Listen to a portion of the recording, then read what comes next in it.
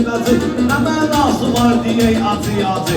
Şirin-şirin şəkər balda söz deyək, şirin-şirin şəkər balda. Mən də var xeyli xeylinarlarım, mən də var xeyli xeylinarlarım. Bu torpaqda olub sənətkarlarım, herif ölüb gedibdi həmkarlarım. Sizə qoşulandan mən ancaq itirəm. Köhnə deyənlərdən özüm sayıldım, köhnə deyənlərdən özüm sayıldım. Yaxşı ki yatmışdım, aşağı ayıldım. Yuxuda görürdüm ki torpaq itirirəm, yuxuda görürdüm ki torpaq itirirəm. Sözümüz olmuşuz heyranı, belə kimdir sözdə buyurun imkanı, belə kimin çoxdur bugün imkanı.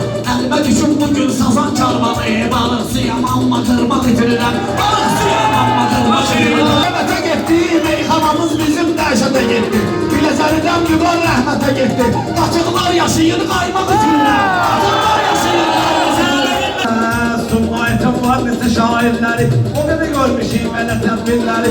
Nasosunu kalanlı cimgilləri, hər salam verəndə qolbaq itirirəm, hər salam verəndə qolbaq. Ay yaxşı sözün dəhtdən olur əlacı, intiqamın yox sözə ehtiyacı. Meyxana qaldır, mən olum ağacı. Payız fəsli gəldi, yarpaq itirirəm, payız fəsli gəldi, yarpaq itirirəm.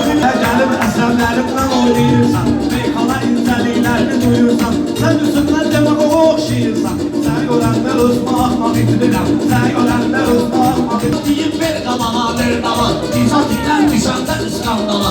Elə şu düşmazam, tuturam bir bala. Nasıl bir yedir, onunla sancaq itirirəm, nasıl bir yedir, onunla sancaq itirirəm.